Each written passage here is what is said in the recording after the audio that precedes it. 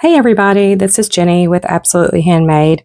I am so glad you clicked on this video this week. I appreciate all of the support that the channel's been receiving.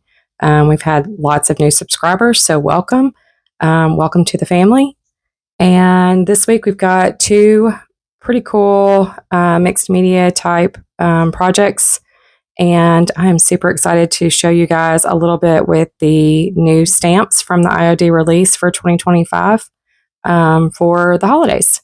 So let's hop right into it and check them out. And you guys leave me some messages. I'm enjoying chatting with y'all down in the comments as well. And I really appreciate all of your support. So let's have some fun. This first project, we're going to use Rosewater from Fusion, the all-in-one paint. We're going to use the embossing ink from Embossed ink, clear. And the embossing ink is going to go on the pad from IOD. Then we're going to use the Wow Embossing Powder, Metallic Rich Gold. And lastly, we're going to use the Sugar Plum Fairy stamp this week. I kind of racked my brain between last week's video and this week's, and I came up with this. These cute little clipboards. I see them all the time in thrift stores. And Susie on the farm did the cutest. She was doing some videos on smalls. And I saw her do a clipboard, and I thought that is an amazing idea. She mentioned with the holidays coming up, you know, there's going to be church programs, there's going to be kids programs, ballet stuff. All of that is going to be kind of wrapped into the holiday season. So clipboards make an amazing, little small for somebody to grab and use for those occasions. Now, I've already sat down and done the composition with the stamp on the way I was thinking I wanted it on the back of the clipboard, because when you think about it, if you're using the clipboard, people see the back. So you want to make sure the back of it has something cute on it too. We're taking that embossing ink and we're just laying it out on the stamp pad, using my little spatula to make sure it's evenly dispersed because it comes out kind of in a gel. So squirting that on there, and then turning around and wiping it in so that it's nice and dispersed. Then we're going to stamp each one of those stamps from the Sugar Plum stamp set. And it's a 12 by 12, so the stamps are pretty good size. There's quite a few of them on that 12 by 12. You will notice there's a huge gap in the middle. We are going to show how to use the masking, and we're going to stamp something into the background once we get this foreground stamped out. So now we're going to lay it down, and you want to take and keep one hand on the stamp at all times. Stamping is definitely a two-handed project. I'm taking this, it's like a felt bottomed puck, and you're going to hold the top of the puck, and when you push it, the felt just slides over the stamps, and it gives them more even distribution of anything that's on the stamp itself, whether it's ink or this embossing ink or whatever you might be using. I've used paint with it as well. Then you're going to come back and use the powder, and it's a very fine, I don't want to say glitter because it's not a glitter, but it's a very fine powder. That came out funny. You just want to sprinkle it all over the wet embossing ink on the entire back side of the clipboard. And you'll notice at first I'm kind of just making sure everything's covered, and then I go back over it and make sure I get a really good coverage once I make sure I've got enough of that to get on the whole stamp. And then I kind of shake it around, make sure everything's sticking really well. And that's a little Dollar Tree, what they call a cutting board. I'm doing air quotes because it's not really a cutting board. It's just a big plastic sheet. It's kind of thick, but other than that, not very substantial for a cutting board. But it's great for catching things like glitter or embossing powder. So funnel that all back up, pour that back in the container. And then just make sure we got it all in there. Not that it's super expensive or anything. And that embossing ink is really cool. It comes with things like rose gold. You can get platinum.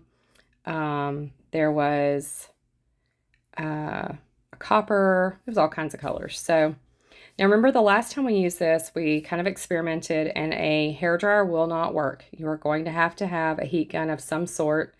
I got this one, I believe it might have come off of Amazon, but honestly, it could have been from Harbor Freight too. I'm a big proponent of using their tools for my crafting. They work great for things like this. I do a lot of heavy duty building stuff too, but Anyways, y'all know I still have my fireplace in the works. I've been talking about it, I think, since I started on YouTube. I bought the wood for it last September. It's all together now out in my garage. I just have to paint it and then it's like hang the doors and it'll be ready to come in the house. This week it's cooled off in Phoenix, so it's more like 100 instead of 110. So it's funny because I've looked at like Facebook Marketplace for maybe some furniture flips, and people are starting to get out and clean out their garage because it's cool enough now. You can actually get out and do things. So anyways, find that kind of funny. All right, so here we're going to use the masking. We're going to cover up Clara. We're going to cover up the ballerina.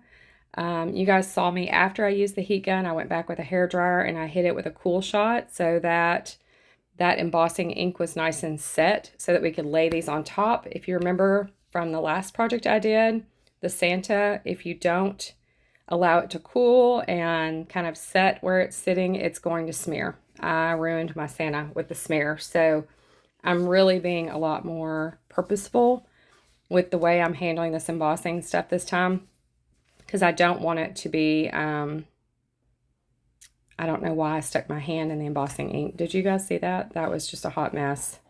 Got it all over my hand, had to go back and restamp. And the reason you saw me jerk is I accidentally bumped the heat gun, so I burned my hand. It was just a whole thing. Oh my goodness. Okay, so there's not a whole lot that ends up being under the mask for this particular one. You're going to see more in the next one. But the ballerina's hand ends up in the tree. I wish I kind of squashed them together a little bit more so that I could demonstrate that technique a little bit better. However, like I said, you're going to see it in the next project too. So we'll get to use those masks again. I love the fact that the IOD sisters are now including those in every one of their stamps. It absolutely makes sense to have them because it's very cool to be able to do things in the foreground, in the background, layer your stamps up so you have more stuff to do. It's just really fun. Okay, now watch that tree, guys. See how it just magically starts to melt and it gets nice and shimmery and shiny. And you can see that embossing ink and powder like doing its thing. It's really cool. And it's that instantaneous right in front of your face. So I know several of y'all mentioned that you use this for paper crafting,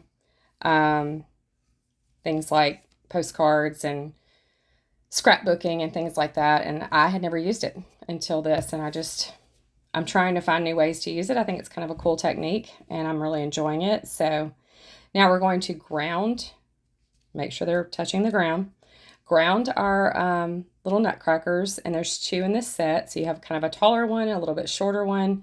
I put the taller one in the middle. We're going to flank him on either side with the shorter ones. First, we're going to put the embossing because you want to do this while the ink is wet. So we're going to pour that embossing stuff on there and make sure to cover the whole nutcracker. And you guys have seen me now pour this powder out, scoop it back up. And I've done the last project, this project, and I've barely used a tiny, tiny bit in that jar. I mean, there's still a ton of it left. And again, I have this in silver. I have it in platinum. I have it in rose gold. I think I got it in copper. They had it in lots of colors. I was trying to just experiment and get different ones. I like to use the YouTube videos and the content that I'm creating for you guys as an excuse to try new things. So I have a lot of crafting supplies at this point. There we go. You can watch it melt again, straight from the bottom up to the top. I like to kind of tip the heat gun back and roll it up the item so you can kind of watch it change.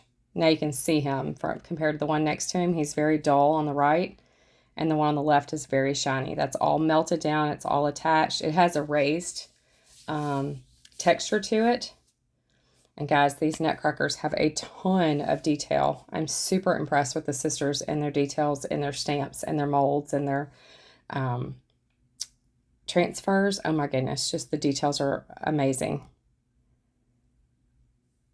So, and I have a lot of people that say, hey, there's other people that have stamps. There's other companies that have molds. And I agree. There are other companies that do all that. I sell IOD. I sell Fusion. You guys can find all of this in the description box below on my website. And please, you guys, try and shop from the website. It's much more friendly and inclusive of everything that I have. Etsy's gotten a little finicky with trying to get stuff loaded in and trying to keep up with inventory and stock there. And there's some cross communication, and I've had some issues. So, and the shipping seems to be really high on Etsy too, compared to the store itself. So definitely go to the store when you can and try that one. It's that shop-ah.com. It's great. I've got it all set up. It's nice and pretty and easy to follow. But I sell all of the products that I sell because I've used a multitude of different products. And these, in my opinion, and you can have yours too. That's the amazing part about being on YouTube and doing what we do. You can have your own opinion on what you think is a great product. So if you prefer IOD, or if you prefer DIY, or the cottage colors, or if you prefer Dixie Belle, all of that, totally fine. Totally your preference. I'm recommending the products that I use based on the experience I've had with a multitude of different products. So we're just finishing up this nutcracker. And it's funny, I'm sitting here and I'm chit-chatting with you guys, and this is part of what I enjoy about YouTube too. I love to be able to sit and talk to you guys and teach and tell you about things I've done and experienced. And I had a couple comments last week, not gonna lie. Didn't hurt my feelings. I've got very tough skin. I've gotten tougher over the years, but a couple of comments about either my voice or the way I talk too much. And honestly, I'm a conversational person. I want you guys to know about me. I want you to get to know me as a person and not just a YouTube creator that comes on here and tells you instructions on how to do things, and then I just go on about my week. Like, I'm seeing your names in the comments, and I'm seeing your signature lines and things, and I'm getting to know you as people, and I think it's kind of cool. I think building this community and trying to weed out the keyboard warriors who want to come in and snark and make ugly comments or whatever, it's very cool. It's very genuine, and I like that. So I'm trying to make sure that, it's enjoyable for everyone. We all get along. I just would never say anything ugly to anybody. Obviously, people can't change their voices. I could change the chatting and the talking, but I don't want to. It's my channel. This is the content that I want to put out, and it's me. If you meet me in person, you'll notice I just like to talk, and not in like a bad way. I'm not just going to talk your ear off to talk your ear off, but I like to have conversations with people. I like to learn about people. I like to teach you things. I like to tell things. This is how I work. So being able to show you guys how I'm using this, for instance, this swag, this floral from the Holly and Pine, and show you how to do the embossing and show you how, trying to give you some inspiration on the projects I'm working on. I enjoy it. So that's why I'm here on YouTube. And I hope that everybody that's here watching the content can appreciate it for what it is. I really am I'm super blessed at this point to have the followers that I have. I mean, I don't have a ton of subscribers compared to some of the people I watch, but I have a lot. And I really appreciate you guys, and I'm really enjoying the community that we're building. And I hope it continues to grow. We were at over 2,000 today when I started this video, and I hope by next week we're encroaching on 3,000. That would be amazing. I do have a cruise next week. My son is getting married, and his fiance and I and my other son's fiance and my daughter are all going on a bachelorette cruise. My husband's going to hold down the fort, and I'm really excited about it next week. I have a multimedia, mixed media type project I'm going to do for you guys before I leave. I hope that's the plan. This weekend I have some projects to do for the cruise itself, but I have one big project in mind that I've been putting off for a couple weeks to show you guys all of this Christmas stuff that came out, or all of the holiday stuff. I don't want to call it Christmas because to me it's not all Christmas, but I wanted to get a little sample of each thing out before I kicked back into fall. So next week's project is going to be more of a fall project. It's going to be a mixed media, just a mix of things. We're going to use clay. We're going to use paint. Right now we're using Top Coat Final Finish by Sweet Pickins in gloss. I wanted to seal this. Obviously, if it's being used as a clipboard, there's a potential for a pen to be used, or, People's hands are going to be touching it. Who knows what's going to be going on with it. It may get tossed across a stage or a table. And I wanted to make sure it had a lot more durability to it. That Fusion paint is a primer, a paint, and a top coat. So I'm not worried about the Fusion paint so much as I'm worried about the embossing ink.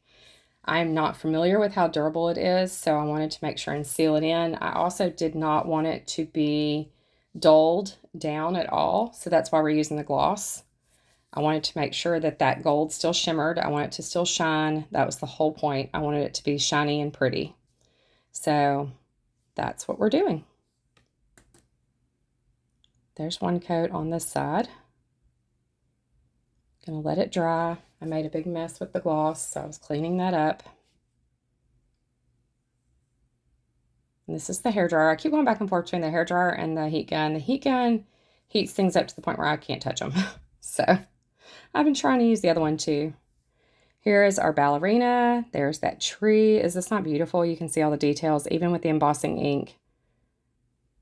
It's so cool. I love the florals. Look at it shimmering. I had this outside, so this is natural sunlight, under cover, so it's a nice, pretty. The ornaments have got a ton of detail. Clara has a ton. She's holding her little nutcracker. Super cute graphics in that stamp. I'm just super impressed. And then we jump to the nutcrackers. Again, tons of details. Tons of details. Look at all that. Look at the little pinstripes in their shoulders. I mean, it's just so cool. And then the florals are just so pretty. It just turned out to be a really pretty project that's simple. And it's going to go in my booth. And it'll be a small, probably sell it for $12 to $15. It'll be something fun to give to a church representative, a ballerina teacher, a ballet teacher, whatever. So next project we're going to jump into is going to use the Apothecary labels. We're also going to use the Bellwood Fusion paint.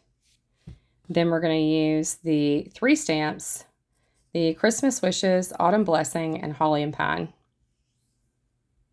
We'll use elements from each one. And then I found this little box that I thought was kind of cool. You guys know the boxes have done well before. So we're going to use a sanding block and go in and just scratch off that glossy coat to give it a little grit and a little tooth for the paint to stick to. Went through and did that to the whole box. And guys, I'm not going to salvage the hinges. We're just going to paint over them. We're going to use Bellwood from Fusion. And y'all know I'm a 2-coat girl, so we're going to put 2 coats on. All of the paints that I sell, the Fusion, the Paint Couture, Sweet Pickins, they all say, even like DIY paint, which I use occasionally, and I've used the Cottage Colors from Jamie Ray with the DIY line. They all say they can do 1 coat, and yes, they can do 1 coat. If you're going to distress your project, 1 coat is fine. But in my opinion, the paint is much more opaque, and you get a much truer version of that color if you put on 2 coats. So go ahead, put the 2 coats on, dry in between. It's not hard. We're going to use Autumn Blessings, the little scroll that's within this one. And this is where you get to see me season the stamp. This one has not been used yet, so we're just going to run that sanding block over it. Make sure it's got a little bit of, I keep saying tooth, but that's the truth. You want some tooth on your stamps so that the ink will stick. And we are going to use the IOD charcoal ink. Once you sand over your stamps, be sure to wipe them off. You don't want that sanding dust left on your stamp because then it's going to get all over your project. So we're going to go through and peel off that little banner, stick it on. I use the sheet that comes with the stamp as a carrier sheet. You can buy, they have the mounting sheets as well. You can pick those up. I carry them in my booth, and I may not have them online because they're big and they're not big seller. I'm not an expensive seller, so it's kind of expensive to ship. Doesn't make sense. So anyways, we're loading up the stamp pad. You can check with your local stockist if you want one of those, or you can do like I'm doing here and just use the sheet that was attached to the stamp. Works just as well. We're just going to rub off the ink from anywhere that you don't want it and I am notorious for ending up with ink in the wrong places. So I always go through with those water wipes from Walmart, wipe down my stamp, make sure it's nice and clean. And then we're going to center it on the box near the bottom. Hold with one hand. Always, always, always hold with one hand. You'll notice I'm either pressing with that felt bottom little puck, or I am holding with the other hand, one of the two, or both. Sometimes I use both. Honestly, stamping is kind of a two-handed project for the most part all the time, because you need one hand doing the stamp and you need one hand holding. Then when you go to lift it, you want to use two hands to lift it off so that you don't smear it. If you lift with one hand, it tends to smear. Now I'm trying to go in and heat set the stamp just so that the ink is more permanent.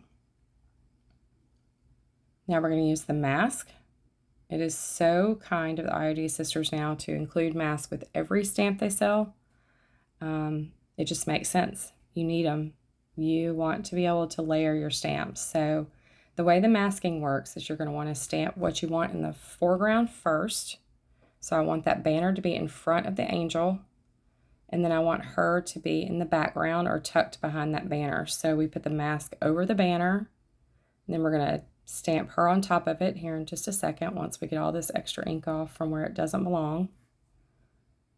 Because goodness knows I can't just put it on there and press down and not press the wrong parts like some people can. If you can stamp amazingly well, then it's a talent that's acquired for sure. I'm still practicing with stamps. Like I tell people all the time, just because we're on YouTube doesn't mean we know everything. We get on here, we have to practice our craft just like you do. I just have gotten to where I'm confident enough to be on YouTube in the last year, and I've been crafting for 20 years. I mean, I've had my crafting business for 20 years. It's evolved over the years. It started out just with embroidery, but now embroidery and sewing, I guess I should say. I was a seamstress in my past life. That was my husband's hand popping in. You guys know that he likes to participate and give me some opinions sometimes, and I appreciate that. We have a pretty nice little partnership. He likes to come in and sit and visit with me when I'm doing my crafts, and I go in and sit with him sometimes when he's not in meetings at work, just to visit with him and kind of see how his day's going. So we are both looking at the stamps. I wanted to use holly and pine. Now y'all know when you go into these crafts, sometimes you think you want it to look a certain way, and I occasionally like to have somebody reassure me that the way I'm thinking makes sense. So we're going to speed this up ×4 because this conversation took a few minutes, but I was showing him kind of what I was thinking, and I was trying to kind of set it up with composition to see how I wanted it.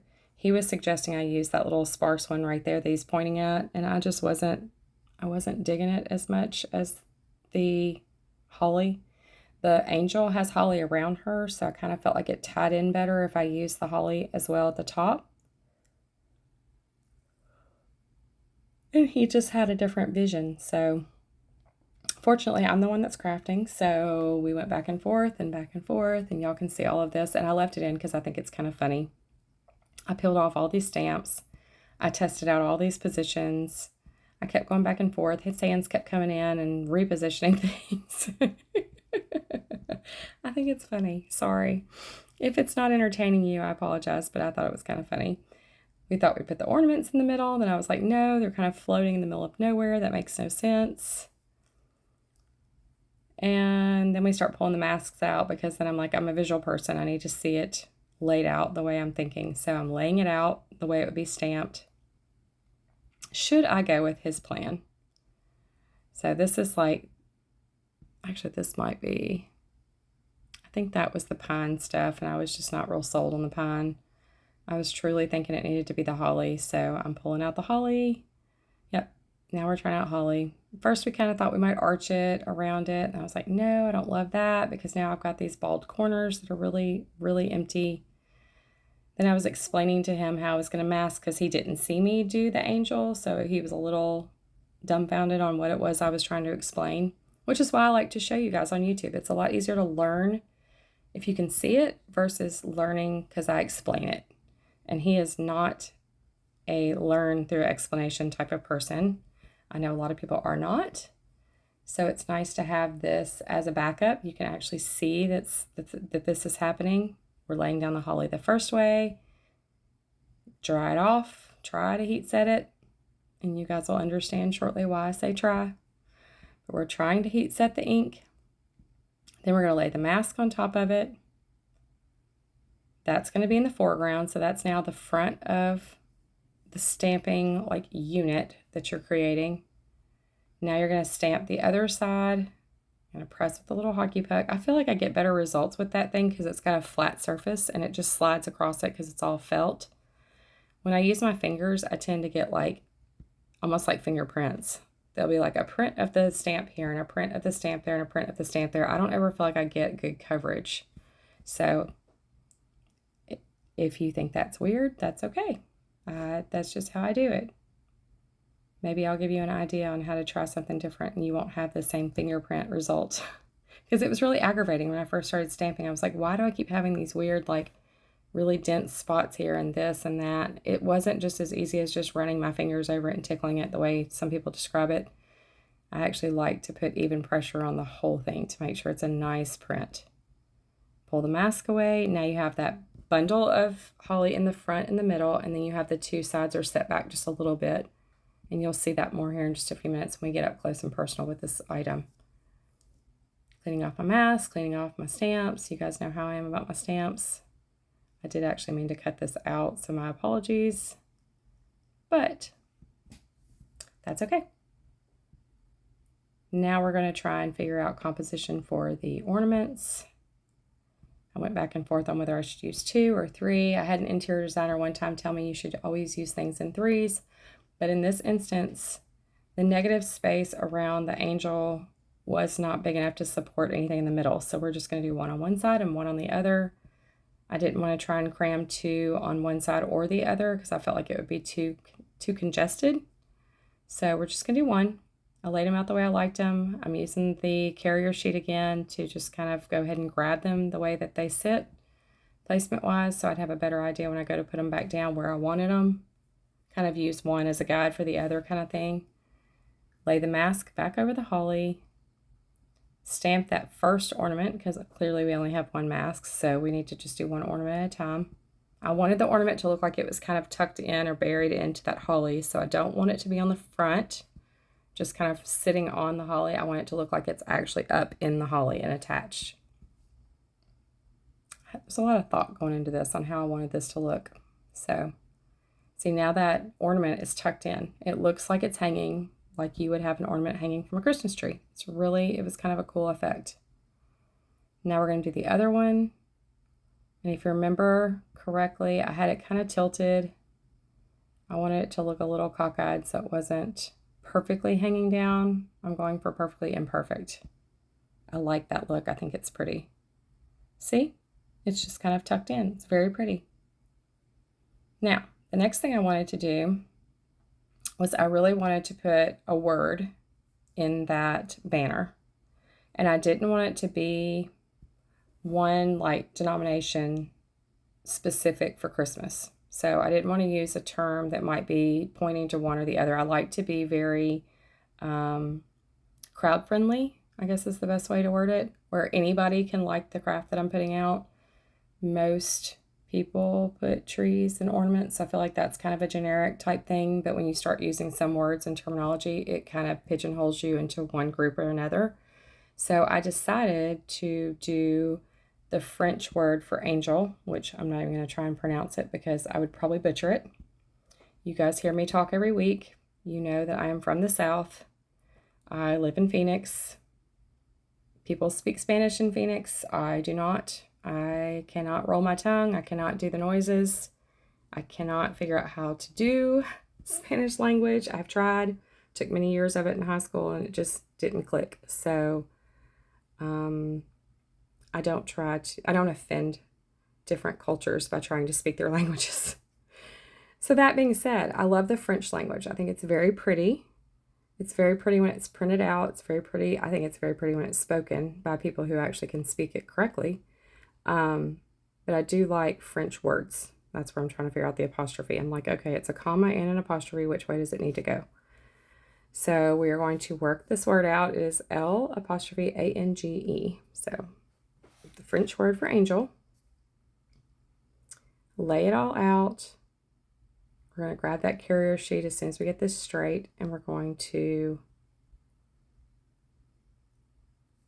smush it down on top of it so that it is all together the way we want it in the banner. And you'll notice the banner has a wave to it. I'm trying to stick with the wave when I'm writing the word out.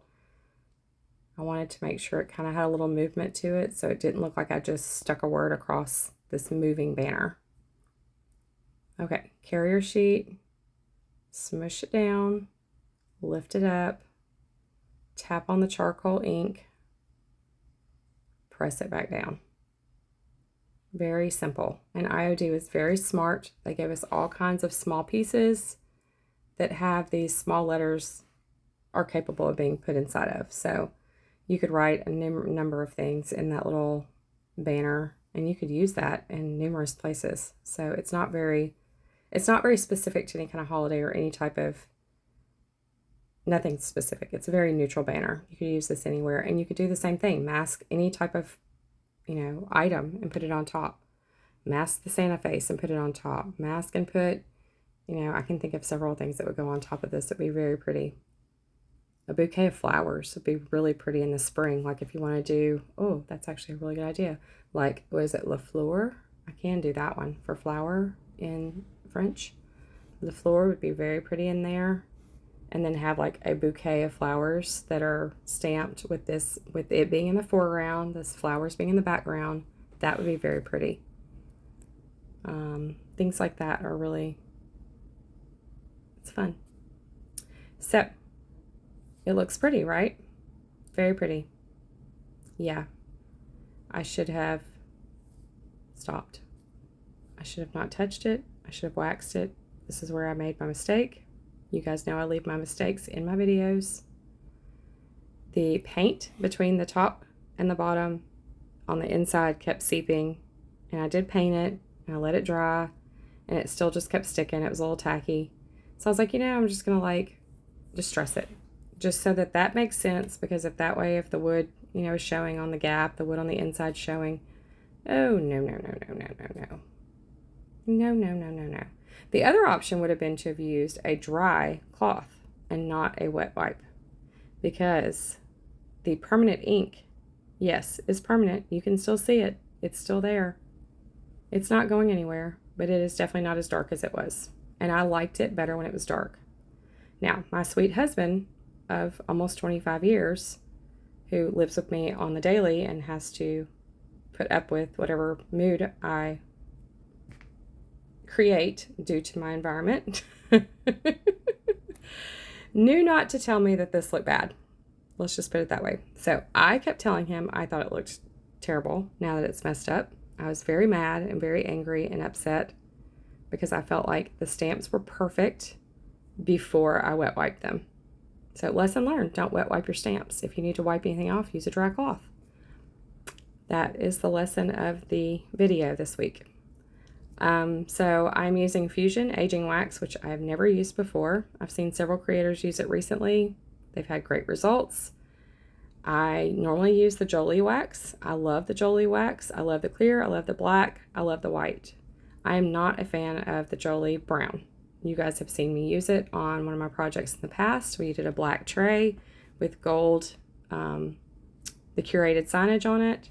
And I used the brown wax on top of that after, which normally should give you a beautiful effect. I've seen it done a zillion times. But on mine, it kind of had a green hue to it. So I was very upset that it wasn't like a true brown. And y'all also see me here giving you another tip. Use another dry cloth when you're wiping the wax on and off, because I touched it and was leaving fingerprints. So if you don't want fingerprints in your projects, pick up a second rag to hold the project with, and then use your rag to wipe it off. So back to my husband and his kind words. I'm telling him I don't like it. He is telling me it doesn't look bad. It just looks like a very aged version of what it was. So what says you? Do you like the way it looks now? You're going to see the final review here shortly. Do you like the way it looks now? Does it look like an old suitcase or an old trunk or whatever that was stamped eons ago and the stamp has just worn away and this is what you're left with? Do you like this? Please.